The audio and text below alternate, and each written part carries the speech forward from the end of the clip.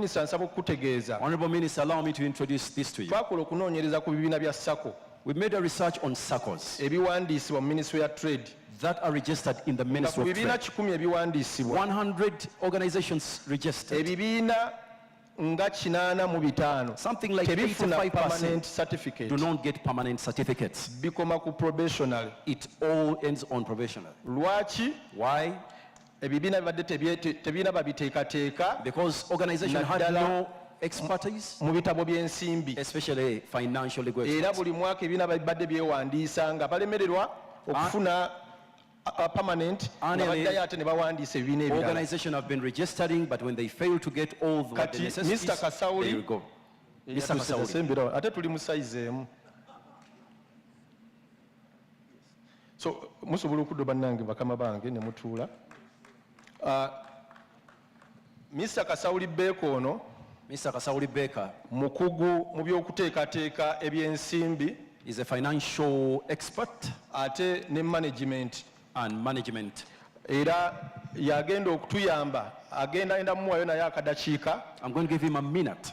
Yali mu kutuyamba okututegeka mu management ng'awuliziganya ne council. He's going to be working in conjunction with the council.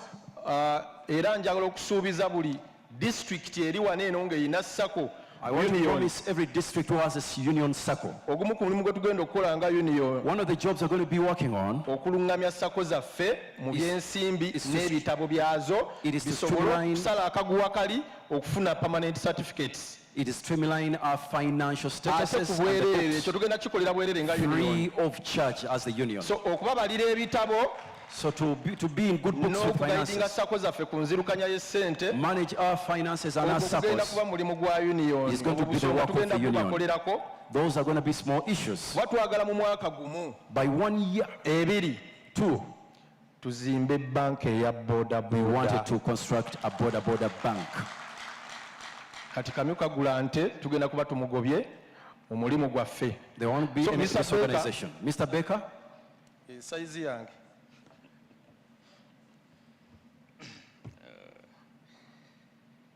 Honorable Minister, Wekitiibwa Minister, abagenyi baffe, our visitors, kankozese Luganda. Si kyekyo, my boss.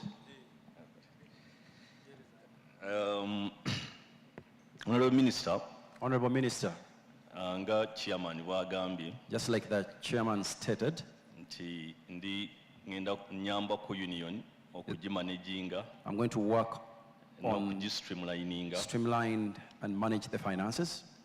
Honorable Minister, Honorable Minister, structure ya union the structure of the union etandika ne annual general meeting. begins with the annual general meetings. Lwe lukiiko It's the meeting, olw'oku ntikko. the top meeting. Bwe tuva ku lukiiko olw'entikko, From the apex meeting, but tulina executive committee we have the executive committee, erina abantu 9 which accommodates 9 persons. abaintroduce nze wano. The chairman made an introduction of them. Ke kano akakiiko That is a committee akarwaninga emirimu gya union. that works on the union affairs. Era Minister of Trade and Cooperative The Minister for Trade and Cooperatives ke recognizing. recognized the committee. Mu kakiiko kano aka-executive, In this executive committee, Honorable Minister, Honorable Minister, ababodaboda bano bamaanyi nnyo, these Bodaboders are potential men. balinamu obukiiko busatu. They have subcommittees within about 3. Balina akakiiko akavetinga ba members. They have a vetting committee member. Balina akakiiko aka supervisionary committee. They have a supervisionary committee. Chairman agambye ku kuwola n'okugaba bodaboda n'ebirala. Balinamu akakiiko akakwadagana ku okwewola. Chairman said that there is another committee that handles loans. Honorable Minister, ababodaboda bano tebakomyawo. Honorable Ministers, these Bodaboders are good at what they're doing. Balina akakiiko akaddirira executive. They have a second executive committee Bakayita general executive. called General Executive. K'abantu 50. It accommodates 50 members. Buli region Each region representing abantu 10 is represented by 10 persons. the regions 5 be bantu 5. Those are 5 regions and those are 50 persons. Honorable Minister, bwe tuva ku regional committee The Honorable Minister, the regional committee, balina akakiiko akagenda okubaako ba district representatives bonna they are making another committee which is going to accommodate all district representatives, bakayise general assembly. dubbed as General Assembly. Kajja kubeerako abakiise 135. It will accommodate 135 committee members. Honorable Minister, Honorable Minister, eddaala eriddako mu bukulembeze bwa union eno the next level for the leadership of this union, buli ku division it is on division level and sub-counties. and sub-counties. Bwe tuva ku sub-counties ne division From sub-counties and divisions, ne tugenda ku bodaboda stages. we go to Bodaboda stages. Honorable Minister, bwe tufuna erinnya lya National Bodaboda Stage Development Model. That's why we derived a name of National Bodaboda Stage Development Model. Honorable Minister, tuli mu ku-empoweringa stages. We are empowering stages. Bwe tuva ku bodaboda stage From Bodaboda stage, ne tugenda ku ba technical abagenda okuyamba ku union okugiddukanya. we go to the technical level which is going to run the union. Honorable Minister, ba members baffe Honorable Ministers, our members, egy'okuba ofiisi yange that's what's going to be their office, my office. ejja kulemberwa technical wing, ejja kuba ekulemberwa general manager. It will be led by a general manager. Nja kuba nina operations lead, I will have an operations lead. nja kuba nina IT support lead, I'll be having an information technology support league. nja kuba nina regional coordinator, I'll have a regional coordinator. nja kuba nina customer service, I'll have a customer service. we shall have risk and legal, Risk and legal. ejja kuba ekulemberwa council Muwema. It will be led by Council Mwema. Nja kuba nina finance and administration, We shall have the finance and administration. era nja kuba nina newa border financing and treasury. And I have a border financing and treasure. Honorable Minister, Honorable Minister, ndowooza olaba obuzito bw'ekintu kino. you see the gravity of this union. Chairman Mawejje ayina amagye Chairman Maweje has got henchmen agagenda okulwaninga union that are going to run this union professional. professionally.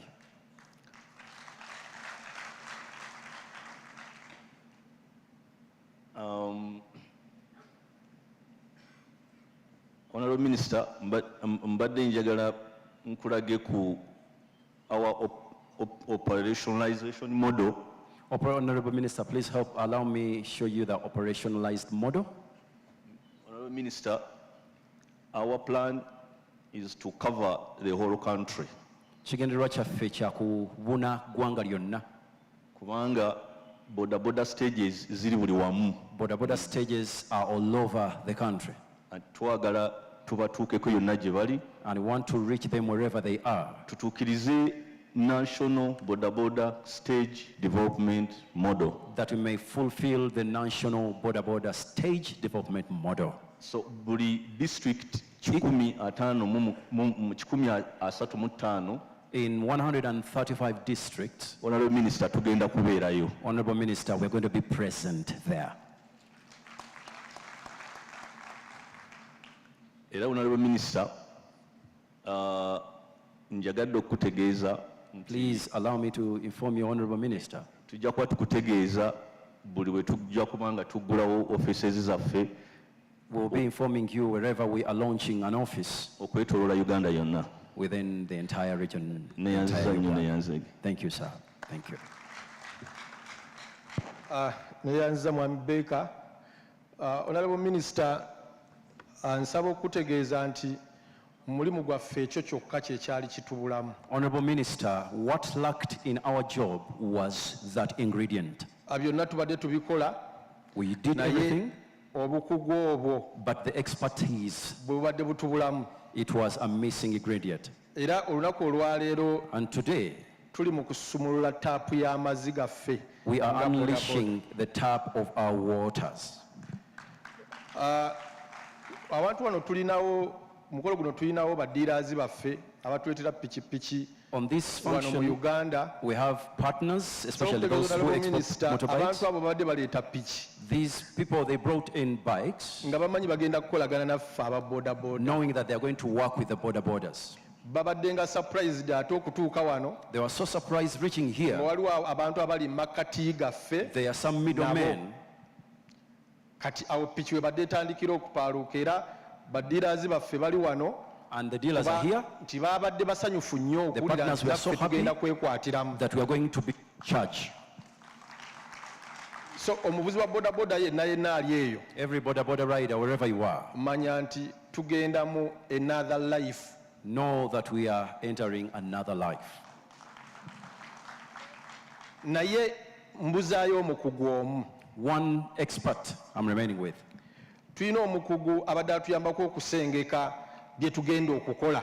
We had an expert who has been helping us to streamline everything we had. Kuba tulina products ez'enjawulo We have different conducts, naye era ekyo nakyo tutandika naki tuzaako ki but what we wanted is what do we begin with and what follows next? tubikwanaganya tutya. How do we marry them? Oyo naye omukugu waali. That expert is in the house. Ate no naffe ababodaboda tetuli batono. Even us, we are in half numbers. Honorable Minister, sobola kuva wano eno Honorable Minister, I can't go without nga nange sisiimye vice chairperson wange. not appreciating my vice chairperson. Sitegeeza owa bodaboda. Nze chairperson wa bodaboda naye na vice chairperson wange ewaka era waali wano. I'm the Bodaboda chairperson, but I have my vice at home. Era mukyala wange nsaba oyimirire oyingireko ku bagenyi. I request my wife to stand and wave to the guests. Oyo anteekateeka nange ye mumyuka wange waka ninayo n'olukiiko I also have a committee at home erutulako abaana which waliwo accommodates children, ow'ebyobuyonjo one for olukiiko lulambe sanitation, waka gye luli. and at home I have them. Nkwebaza mukyala Nabaka okunteekateeka. Thank you so much, my wife, for having me preparing me. Munzikirize ampite Mwami Senoga. Allow me welcome Mr. Senoga. Mwami Senoga waali naye ajje naye nze boosi we. I'm his boss as well. Nsaba tukubireko omwami oyo engalo. A round of applause for him. Mukulu ono yagejja magezi era Honorable Minister ojja mwawulizaako ku linnya lyo bw'onooba osiimye. Yes. Mukulu ono yabadde atumenyeramenyera n'okutusengekera era agenda kutumenyeramenyera products nga bwe tugenda okuzitambuza mu bodaboda. He's been the brain behind how we were going to run the union. Tukikola ku lwa mulimu nga tutandikira ku muvuzi This we do asookera ddala it, ku stage. it's beginning with the Bodaboda rider on the stage. So tukooye mu mulimu gwaffe okutunda ebibanja. We're tired of selling our properties and buy motorbikes. Kati tugenda kuvuga piki tugule ebibanja. Now we want to drive Bodabodas and buy properties. Mr. Senoga. Mr. Senoga. Sanyusa okulaba. Good to see Awebale nnyo mukama wange. Honorable Minister, OHT1 Minister, tukusanyukidde nnyo okuba nti weerekereza byonna we're happy that you left everything n'ojja owulire ku batabani bo ki kye bategekera eggwanga. and come be present to hear what we have in the kitchen. Kange omulimu guze gwe banti kagwali mwangu nnyo. My assignment was light. Chairman n'olukiiko bwe bampita The chairman and the committee, when they had me, bagamba tumanyi bino obitegeera naye told me- twagala otuyambe we know you are an expert in this, but we need your help okulaba nti otukwatira ku nsonga ya products ki ze tuyinza okukola okukuza omulimu gwaffe. that you may know what products we need in our job for further development. Obudde nga bwagenze ngenda gezaako okusamarayizinga ennyo. Because time is not our best ally, allow me to summarize. Ebirala tuli obyogera olunaku olulala. We shall have more talk for other things next time. Bampa ensonga nga chairman bw'azoogedde Just like the chairman stated, I was assigned nti bava e Kaweweta from Kaweweta. baafuna segments 3. They had 3 points. Esooka Katonda, One, God. endala ggwanga, The second is the nation. endala bo bennyini. The third is them. Nti buli product gy'olowooza Every product you would think about, erina okuba ng'efiitinga awo. it must be embedded in the 3 points. Ttiimu gye nasanga The team I met, baasooka ne bambuulira ebizibu bye babadde nabyo they outlined the challenges they had. nga bw'ogenda ew'omusawo. Just like you go to a physician, Ennaku ezaasooka naga mwogere byonna. the first days I asked them to pour out everything. Nze nali simanyi mu bulamu bwange nti ndina kintu kye ndikola n'aba bodaboda. I never knew that in my life I would have business with the Bodaboda Riders. Bamanyi nga abatategeera abagoba eddalu tebali manageable. I knew them as men who are inhuman. Ng'otya n'okugamba n'abeeka nti kati nina kye nkola n'aba bodaboda. You would even feel not to talk that you have any association with the Bodaboda. Bayinza okwoza nna ogudde eddalu. They would think maybe you are out of your mind. Naye ttiimu gye nasanga bambuulira mu kusamarizinga But the team I met was really wonderful. kumpi nga baddemu emyaka nga 2. They had an experience of over 2 decades. Naye ng'ebizibu balina bingi nnyo nnyo. But they were engrossed in a lot of challenges. Ne mbakkiriza ne mbagamba nti teri kirima mu nsi kukola I allowed them and I said there is nothing impossible in life on condition mukkiriza on condition that you are in sync. nti bw'okkiriza nga oluzungu bw'ogamba from me to we nti va ku nze naye ffenna If we accept me to we, nti ekyo bwe munaakikkiriza once you allow that, awo tujja kusobola okukola. there we shall cooperate. Honorable Minister, Honorable Minister, ne mbateekako condition endala enzibu I conditioned them in a very, very stringent way, ne bagiŋŋamba nti eyo twagisolovinze edda. and they said that that is solved. Ne baintroducinga muganda wange Fred Mwema nti abakwatidde ku by'amateeka. And they introduced me to Fred Mwema as a legal expert. Ne mbagamba nze ebintu bye mbaddemu ebyabangi bakaayana buli omu eyagala sse ne bagamba tuyina agenda otuyamba okumanaginga. I told them that there is a lot of chaos in many people, but they told me they have someone who's going to help them manage. I introduced Beka Kasauli, And they introduced me Beka Kasauli, who's a very young, competent man, Mvuka Mtonga Mugezigezi, as a CPA, the CPA, ye treasurer wa association y'abaccountant nga saako yaabwe, is the nga treasurer waabwe. for their union as a circle. So ne tudda kati ku mulimu ku point gye bampa ne bagambye byonna tetuyinza bikola lumu naye tufuneyo bye tutandika nabyo. I told them that this is not an easy thing, but let's have a beginning part. Ebiyinza obbayamba okwejja mu bwavu That can help you to get out of poverty, ne bayamba eggwanga. help the nation. So statistics eyasooka ye yankanga. The first statistic really threw me places. Ne bagamba leka tukole consultation. And they said, let us consult. Ate ng'ebbanga baŋŋamba ttono nnyo nti January tulina okulonkinga. Yet the space for the launch was near in January. Honorable Minister, Honorable Minister, nange nafuna shock ey'amaanyi. I got a shock of my life as well.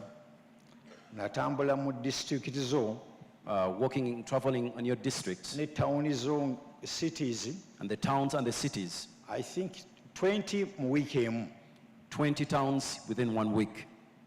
I was surprised nti teriyo district yo, teriyo kibuga kyo ky'oyinza kubuuza muntu yenna as a technical nti oyina bodaboda mmeka, abakola mu kibuga kyo bali bameka, stage ziri mmeka, totally zero. I was surprised that there was no any audit work in the towns. No one knew how many bodabodas they have, how many riders, how many, everything was out of book. Bakama bange ne bagamba tulina obuzibu. And I told these guys, we are in trouble. Ngenda mu URA I went to the URA okunoonya statistics za bodaboda. to get the statistics of bodabodas. I was shocked I was shocked. nti currently Currently, oyina bodabodas you have bodabodas eziri around 1.3, around 1.3, 1.4. mounting to 1 million and above. Ne mbuuza omusolo bodaboda eyingira bagisasula ssente mmeka? And I asked the URA, how much do you charge for taxes for every bodabodas which are imported in the country? Ne mbuuza bodaboda abatunda bo And I asked those badiira who are bazitunda dealers, ssente mmeka? how much do they sell the bodabodas? Ne mwenna mulina calculator ne nkubamu calculator. And I got the calculator to do the calculations. Honorable Minister buli alina calculator bodaboda kati empya Honorable Ministers, whoever has a calculator, a new boda eri mu miliyoni 5 n'ekitundu ku miliyoni 6 n'ekitundu. goes for 5.5 to 6 million Ugandan shillings. So bw'oziza mu ssente enzungu If you convert it to US dollars, ze dola nga 1,700. $1,700.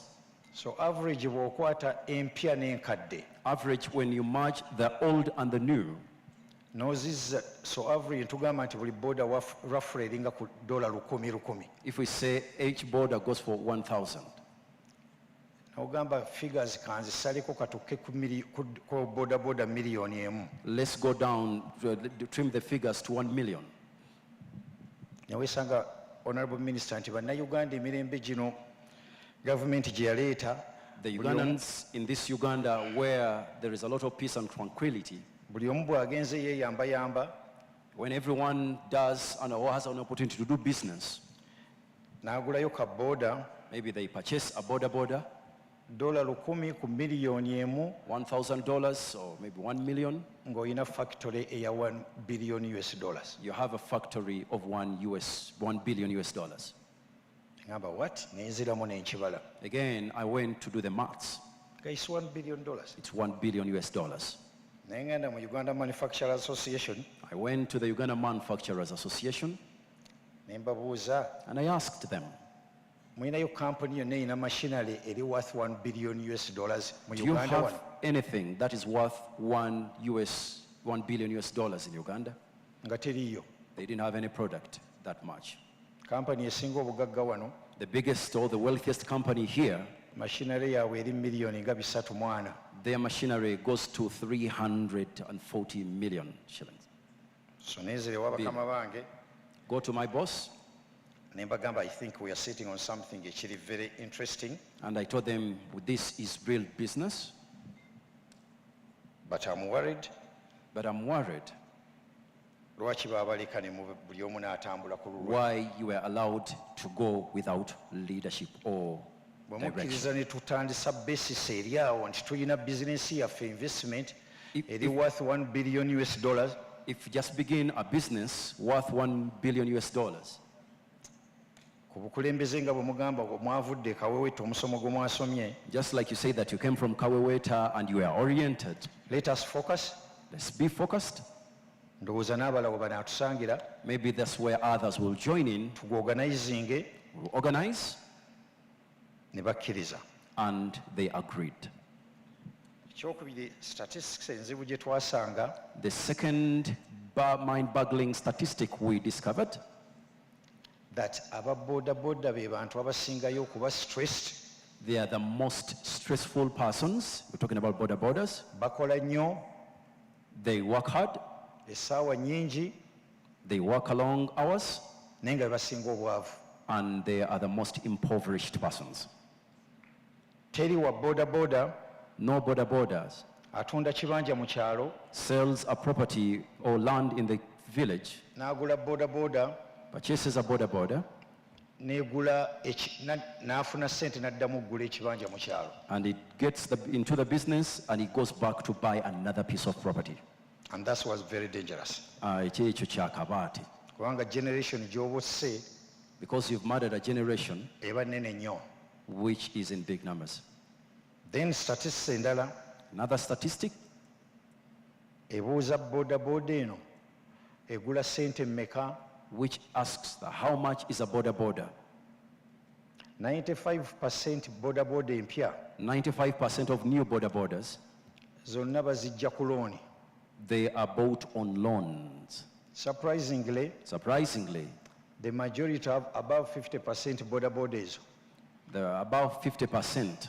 tebamalaayo their financing term y'emyaka ebiri. They don't complete their 2-year financing term. Bodaboda eyita mu bantu basatu okugimalayo emyaka ebiri. Boda goes through 3 people to complete their 2 financial term. Oli agivuga One drives it. myezi 6-7 ne bagimuggyako, After 6 months, they withdraw from it. ate ne bagiguza omulala, Again, they give it to someone else. neddewo omulala. Again, it's on the second person, then to the third person. kyona nga kiri figures nga bwezityo bwe ziri nga nakiri dangerous. Again, that was another dangerous thing.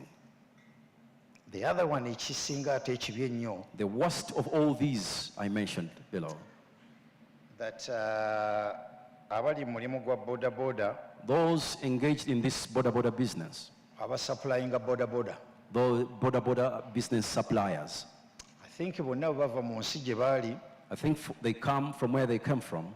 ne bagamba eriyo abantu ababisi mu Uganda. They are people who are ignorant in Uganda. Bo Them, ne baconcentratinga kutunda unit. and they concentrate on selling units.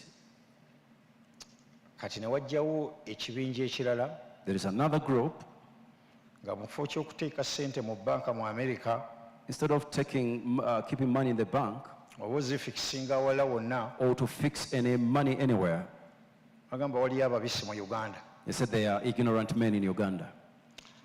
Honorable Minister, Honorable Minister, currently bodaboda ogifinancing to finance a Bodaboda, basasula interest nga ya 60%, they pay an interest of 60%.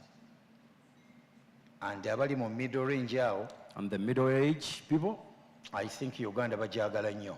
they enjoy and they love their country better than anyone. And knowing that the majority of the youth, Era okumanya nti abasinga obungi bavubuka.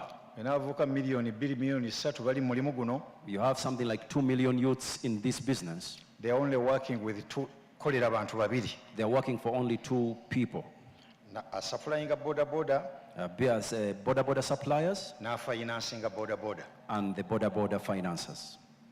Ezo figure bwe nazinnyonnyola olukiiko ne chairman, When I got those figures and I explained those to the chairperson, ne mbabuuza mmwe mubeerawo mutya abagamba abakulembeze. and I asked them, how do you survive, you who help the leaders? Surprisingly, Surprisingly, teri chairman wa bodaboda akulimba no Bodaboda chairperson will deceive you nti alina income endala that he has another income apart from okujja kuba member be. apart from milking their members. Income yaabwe esinga obungi kukola bu ID card, The most important income and doing ID cards and other things. babutunda emitwalo 2 n'afunako 3. They sell them 20,000 with a difference of 3,000. Bonna balina bu office bujjudde Uganda yonna, They have offices, minor offices all over Uganda. naye buli gwe balonda, But everyone they choose in leadership, bwe bamala okukulonda after you elect into leadership, oba nga afuuse MP it's like you've become a member of parliament of sorts ng'olina constituency. with your own constituents. Buli kazibu akajja bagamba chairman, Every challenge they run to the chairperson. ate nga tebaagala kuva ku bwa chairman, Yet even this chairperson, they don't want to balina relinquish power. okumaintaininga office They eyo. have to maintain those offices. Kati ne weesanga nti sente ez'okusasula school fees oba okuliisa abaana okubatwala mu ddwaliro ate bazisasula mu ka office kaabwe, Now, when it comes to taking care of their families, they will use that money to pay their ne babeera mu offices. cycle eyo. And that is the vicious circle. The other statistics enzibu ennyo Ekibalo ekirala ekikaabya amaziga, esembayo okuwa basis ku programs endowooza which gives the basic for this program that I'm working on, ze nakkirizaga nabo nti ze tuba tutandikirako, and it's what I agreed on as a starting point. basupplier ba bodaboda tebabadde fair ku Uganda. Bodaboda suppliers have been unfair to Uganda.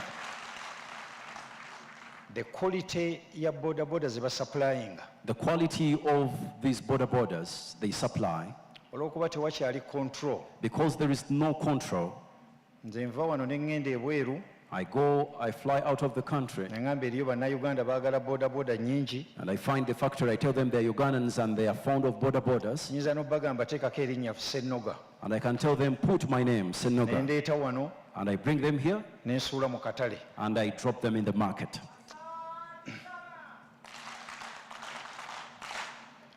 Durability The durability, ya mutawaana nnyo. it is very, very, very bad.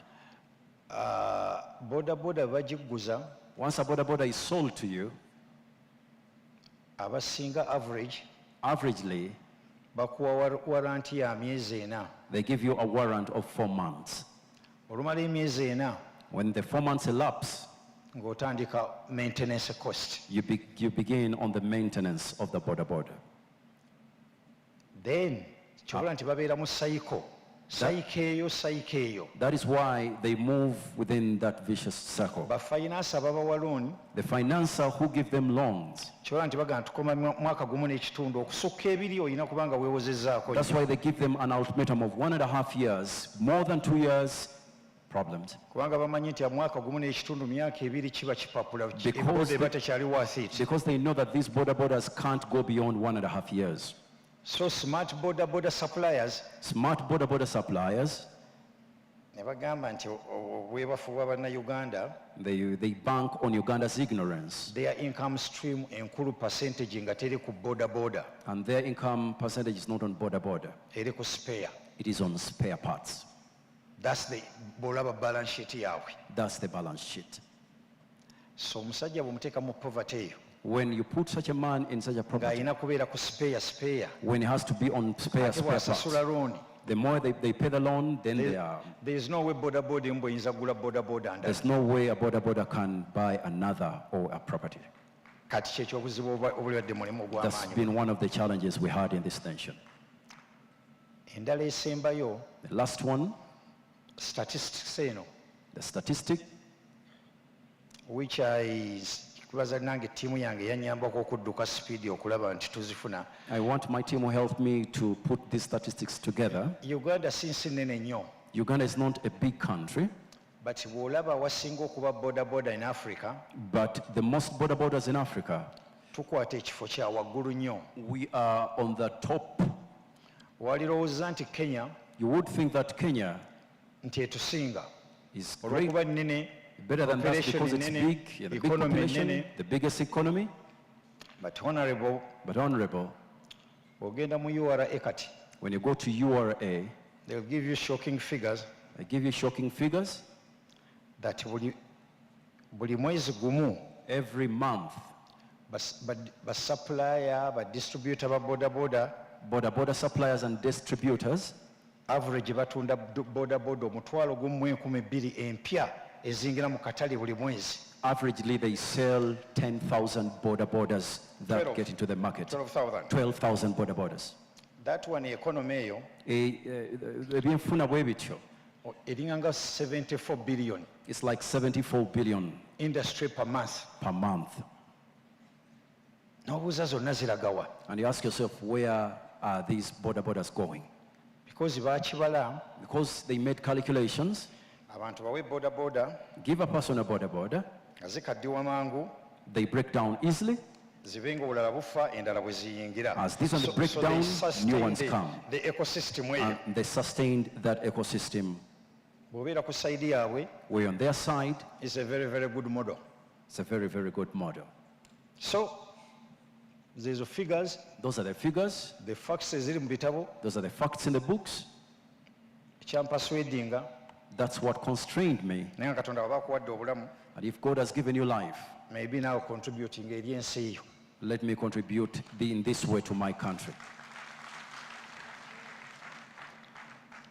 Now basing for that fact Okusinziira ku bibala ebyo, n'obuvunaanyizibwa bwe bampa and the responsibility I was accorded, n'okudiscussinga ne technical team gye balina, discussing with the technical team they have, nga bwe nagenda ngenda kusamarizinga just like I said that I'm going to summarize, olw'okuba obudde tebuliiwo, because time is not our best ally. kantandikire ku kya Katonda. Allow me begin with God. Ne bagamba muli bangi, I told you are many, muli miliyoni nga 2-3, approximately 2-3 million people. atali mulamu If you're not alive, talina kyayinza contributinga ku famire ye. you can't contribute Oba eri nothing to your eggwanga. family or to your nation. Sigenda ku programu gyanveringa yonna wane nenfuna I may not unveil everything, the nitty-gritties in the program. a very good team. A very good team. Mu plan mu week they unveiled a healthy program. They unveiled a healthy program. Kubanga abantu bano balinga miliyoni 2-3. These people are approximately 2-3 million. Bwe baba nga si balamu, If they are unhealthy, si kirungi bo era si kirungi eri eggwanga. it is not good to them and to the nation. So Rich and Hand, Rich at heart, they will be in charge of that segment, they will be in charge of that segment. but general programs They'll come with programs. zibakwatagane ne union They come together with the union, tulabe nti ebyobulamu byabwe bimprovinga. and we see how we can improve their health. Ekyokubiri Second thing, is on the environment. the environment. Ne mbagamba bodaboda gye ziva okukaddiwa, I told them the more bodabodas grow old, emissions ezijja ku butonde bw'ensi, the gases they emit to the vegetation and the ecosystem. njagala tukozesa ennamba zaffe We could use the numbers nammwe mubeere kye mu contributing eri eggwanga. that you may also be a contributory factor to the nation. Nga Katonda bwe yatuteeka wano, And as we see here, nga as God put us here, nga pulezidenti bw'alwana n'abantu bave mu ntobazi, just like President is, wrestling with people to evacuate the wetlands, tubeereko kye tukola. we could as well do something. Honorable Minister, Honorable Minister, the other sad bit, ekirala ekyennaku, nti ministry yo your ministry, they had lost this industry. baali bafiirwa omulimu guno oba abantu bano. Mu kuorganizinga kw'aba bodaboda going all the districts, In organizing the bodabodas, traversing all the districts, currently mu Uganda, currently in Uganda, oyina roughly 150,000 stages. you have roughly around 150,000 Stages, stages, the whole country. the whole country. Ne mbagamba tuyambe ku environment, And I asked them to be part of helping the environment, era I'm proud nti bakkiriza proposal eno, and I'm grateful that they accepted my proposal. ne bakkiriza first kye tugenda okukola, I say, first, this is what we're going to do. buli stage yaffe, Each stage, buli mwezi each month, egenda kusimba omuti gumu, is going to plant a tree. one tree. One Every tree. month. Every month. One stage, one tree. One stage, one tree. Stage eri mu bibuga nga terina ttaka, Stages which are in the urban centers where they ejja don't have kubeera ne land, stage eri mu kyalo egisponsoring omuti ogwo gumu. we shall talk to them, to the stages in the village, that the one in the urban will sponsor the rural one.